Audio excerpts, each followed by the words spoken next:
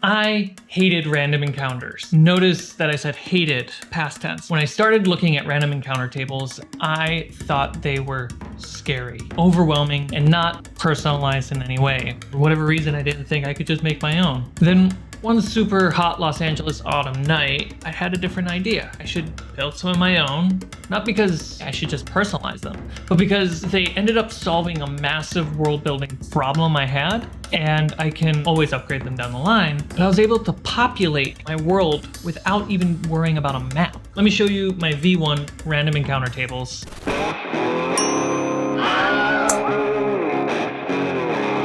Hey there, Cmike here. I'm new to Dungeon Mastery. This series is for me to talk about my off-camera game sessions and some of my homebrewing ideas. That way I can build my confidence and work towards my own series on this channel. It's kind of a healthy self-critique and see what I can improve on. We play D&D weekly on Twitch and re-upload them here on YouTube, and I try to release this series regularly. So please consider subscribing, push the like button if you feel like you want to keep up with this channel, and of course we have an active Discord linked below if you want a place to talk about Fables content, talk about tabletop gaming, or if you want to play D&D in the Discord.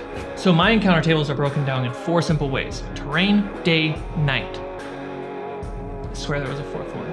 First, I went online and spent a week compiling all the different terrains that I could think of and find. From grasslands to hills to rocky to desert, etc, etc, etc, tundra. Each terrain gets a 1d20 table. What that means is if I roll a d20, it'll land on a specific encounter that will happen in that terrain. Basically, those 20 slots for that terrain is me populating that space. The grasslands in my world will have this. My forests will have this. And when I started doing that, something interesting happened. The image in my mind was like Princess Mononoke. In the grasslands, what animals, villages, bandits, creatures roam those lands? What are the average travelers or tribes? How does the population demographic change when the adventurers enter a forest or go to a river? I wanted my players to experience the creatures of the terrain in a way that helped the narrative of being in a new place. So with the help of D&D Beyond's Encounter Builder, which is a really cool system, I used their D&D monsters search engine and spent the next 3 months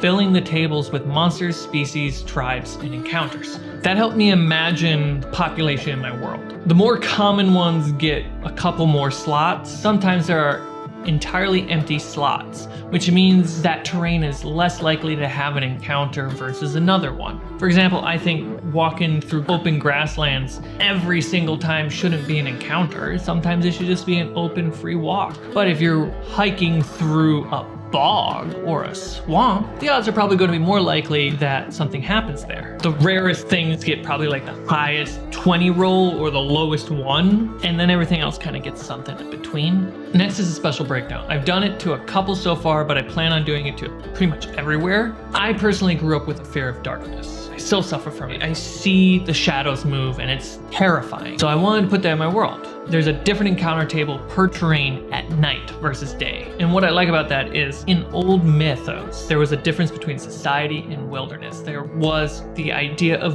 boogeymen and monsters in the dark. And I really love that concept. Like unnatural things, just always at night. So it makes night scarier to go out. Even in urban terrain, I'm going to do this. I like the idea of day urban encounters being like majority urban related. But at night, there is a large chance that the heroes will find themselves dealing with something unnatural, living in the sewers, in the alley, at the bottom of the town river, just waiting to eat someone dumb enough to come along.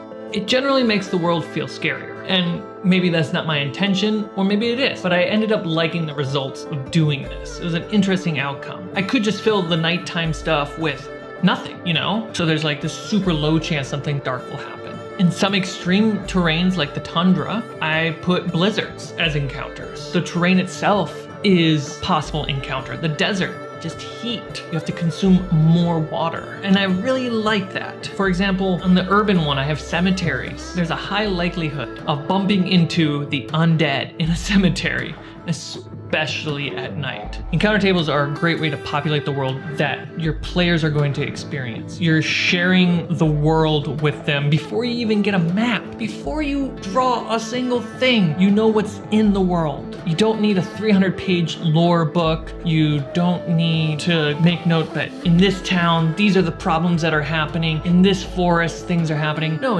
you just make a general broad stroke of random possibilities that are controlled within your limitation. Hope that makes sense. I'm also slowly adding homebrew monsters in there, things that I find on Pinterest or anywhere, honestly, especially in the night. I like seeing other people's creepy ideas. So now I love encounter tables, especially terrain-based ones. Instead of prepping the monsters before the game, I'm just always asking, what do I throw at the players? Where are you guys going? Okay, if you're traveling this way through the grasslands, this is probably going to happen to you.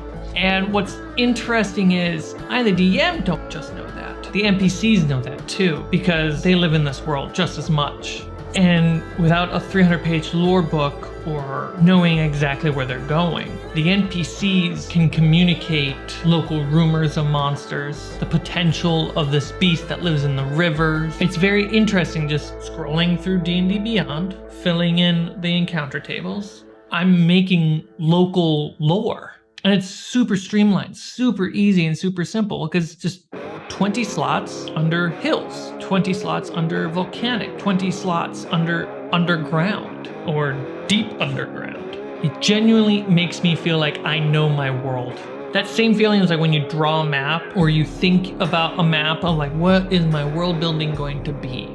This is more concrete of a feeling. Like I know the monsters, the species, the creatures, the dangers in my world. I just don't know where they are in relationship to each other, but I know they're there. I know they're there. I think that's a very cool tool. That's it for this workshop. Let me know what you think, and if you have any ideas, I'd love to hear them. I'm basically building a Dungeon Master binder, you know?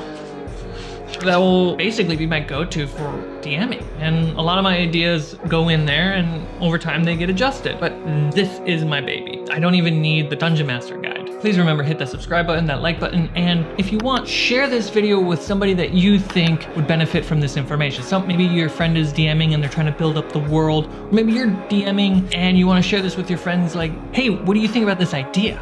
If you want to critique my own idea, please do so in the comments. Let me know what you think, how this idea could be improved upon. I'm trying to build something that I can rely on, something that I can take all that mental energy middle of the game and poop it into this. And that way, when I play the game, I'm 90% focused on the players.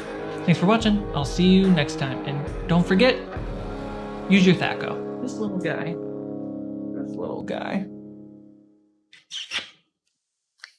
Oh, I remember the fourth thing.